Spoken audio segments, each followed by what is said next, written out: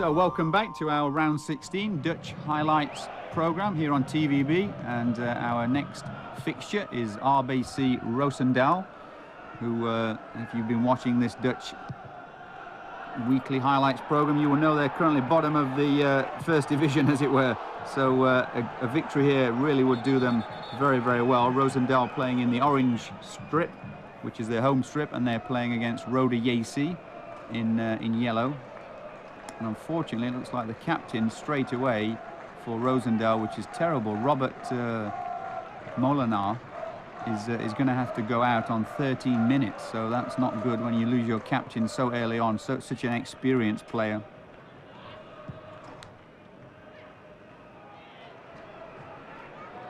And well, you know, I'd hate to say it, but you would expect Rode JC to they're currently, I think, about 10th or 11th. Really, to win this game, it's been a terrible 6 or 8 weeks for Roosendaal. They've well, they've played sort of 14 or 15 games, sorry, and oh, what a strike that was. There's not much you can do about that. It's Lazu Bognau with the opening goal, and well, whoever you are, that is doesn't matter. Because that's going in the back of the net. He's really caught that tremendously in off the post. Bognau there with the opening goal on 20 minutes. Cleared off of the line from Roosendaal. Still not away yet.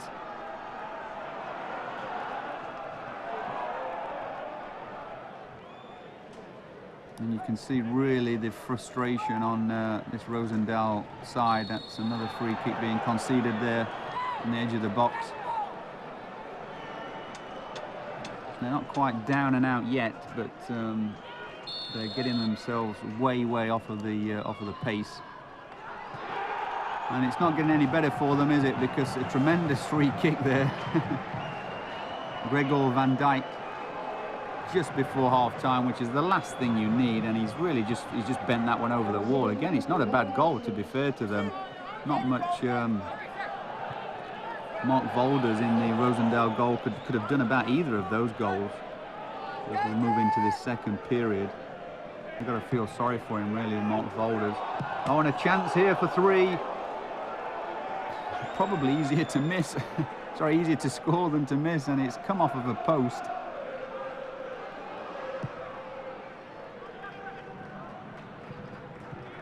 Dolph Vox there, the Roosendaal coach, looking on, and a chance here.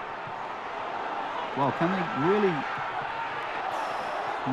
Unfortunately, that's been the story of Roosendaal's season so far. They've got into a lot of very good positions and opportunities, but just not able to take them in the end.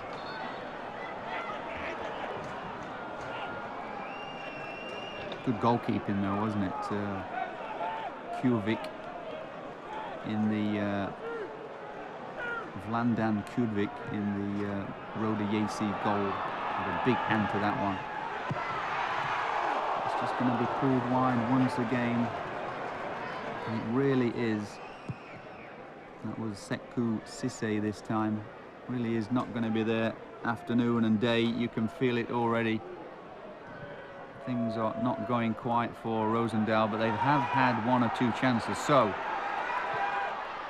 still looking for a man out there, and you can see that was very similar to Jefferson Farfan's volley recently in, well, just earlier in the program, and he tucked it away. But unfortunately, the Roosendaal side don't have the same kind of quality as PSV.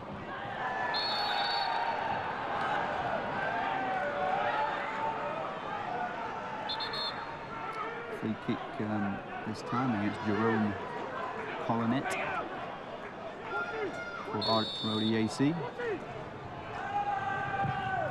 See what Roosendaal can do with this. So not a great free kick, didn't really clear the first man, in fact. Still a chance now.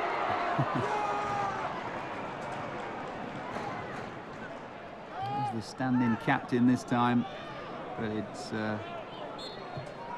to no avail, I'm afraid, and another unfortunate loss for Roosendaal, going down 2-0 at home against Rode JC. And players even talking to the crowd there. Nobody really knows what to do. So, from the bottom to the top, RZ Alkmaar in their familiar red strip are at home against RKC Waalwijk, who also have had a fairly good month, to be honest, because they're up in sort of 6th position now, which is I wouldn't like to say unfamiliar territory, but they have not been in such a good position for a few seasons already now. But this could be a tall order against current league leaders RZ Alkmaar. They have an awful lot of quality in their side, and that's a decent through ball already from Kenneth Perez. And well, comfortably dispatched Demi de Ziot on 8 minutes, and it was Shota Avaladze who opened things up. Avaladze, of course, right up there in the leading top scorers charts, as we saw last week. And it's normally himself who's on the end of these things, but there he is, the number 9, just putting it on a plate for Demi de Ziot to open the scoring.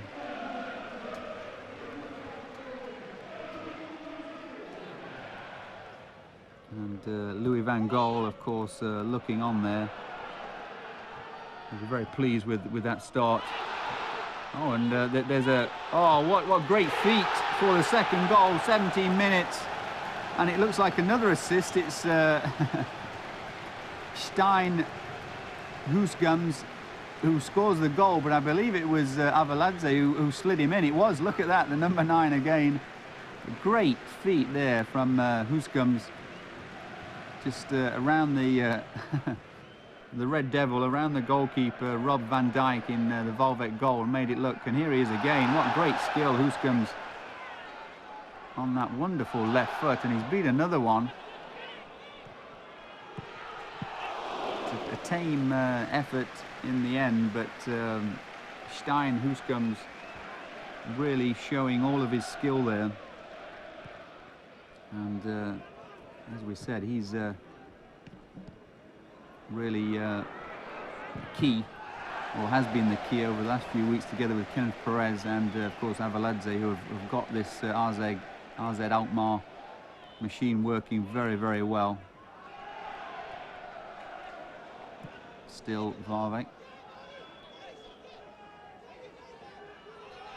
Well, this looks a little bit better. Very good 1-2 on the edge of the box. And Henk Timmer in the Alkmaar goal, just getting a hand to that one, down to his left-hand side. Good save.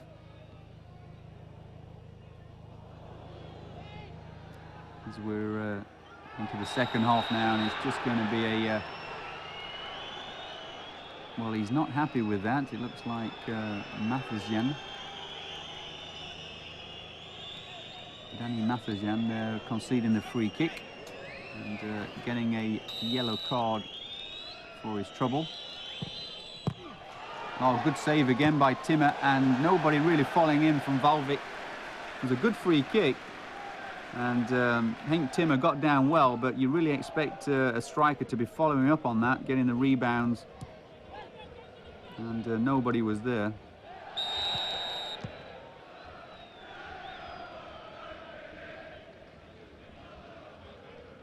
Yeah, Kenneth Perez being brought down, and the resulting free kick results in a goal for Steinson.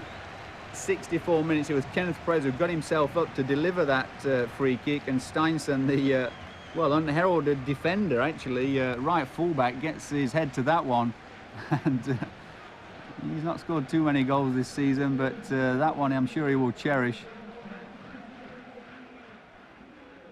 Andre Costa there, the Waalwijk coach, looking on at his defenders, because he should never have been allowed to get in front of his defenders as they did. Chance for a fourth, is it? Oh, off of the crossbar. And Hoosgums coming from his left-hand side onto his weaker right foot. Great skill again, and that was nearly number 4 so comfortable. 3-0 winners for this AZ Alkmaar side. And the camera's on the young man, Huskums, who really inspired this victory for them. And AZ carry on relentlessly.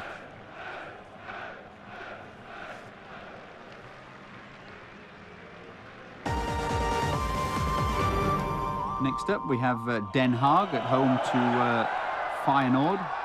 And Feyenoord also going well this season, up into 3rd position. And you would expect them to come away with the points as well, because Den Haag are in the lower half of the table, and that looks like a handball, is it? Couldn't quite see that. We're obviously going to get a replay, but the referee has awarded, I believe, a penalty here. On just there's only a few minutes gone. In fact, just 2 or 3 minutes gone. Yes, and whoa, what a terrible piece of defending there from Boschart, the final defender, and easily dispatched from Ouden. Gert Den Haugen on 2 minutes opens the scoring against Feyenoord. Well, what a great start for Den Haag. As we said, we're in the bottom half, and well, there can't be any complaints, because as we saw from the replay, it really was a good spot from the referee, because it was a clear handball, and the Den Haag coach Frans Aldeler really well, he knows that's a great start, and Den Haag could go on to better things here, but let's remember Dirk Kuyt and Solomon Kalou. There's a number of quality players in this Feyenoord side, quality attackers, and you would expect them to Marco van Basten there in the crowd. You expect them to get back into this game, to do that. And straight away they are back into it. Well, beg your pardon, not straight away. It's well into the second half now, and it's Solomon Kalou who some indecision. It was Jonathan de Guzman with the assist, and it's a decent ball, isn't it? Solomon Kalou, as I mentioned, always a threat, and he gets Feyenoord back into this game, climbs high over the Den Haag defence. So 1-1 after Den Haag were leading in the first half. Dirk Kuyt just losing out there, and there's a break on here. There's a number of Den Haag players. Good stop in the end. Patrick Ludvigs in the Feyenoord goal.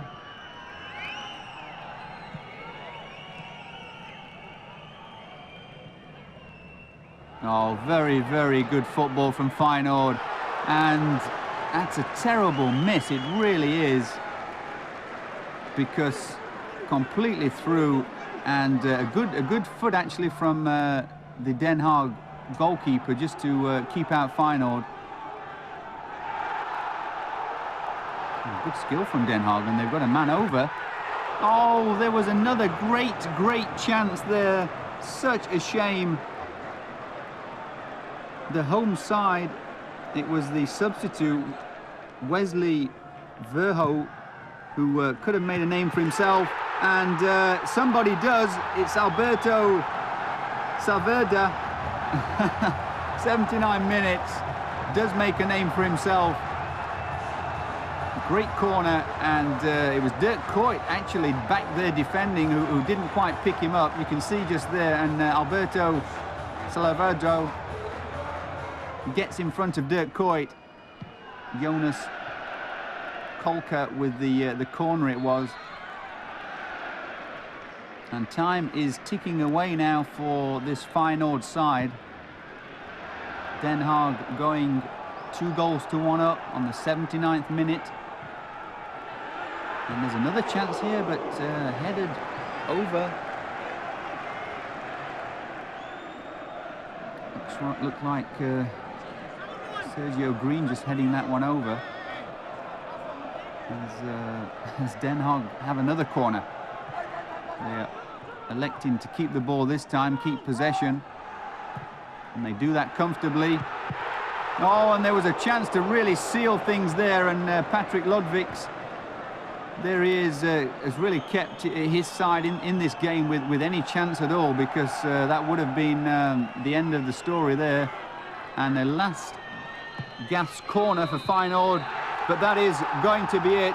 The final whistle goes. The goalkeeper Lodviks is up there trying to score, but Den Haag come away with a 2-1 victory, and deserved 2-1 victory against Feyenoord.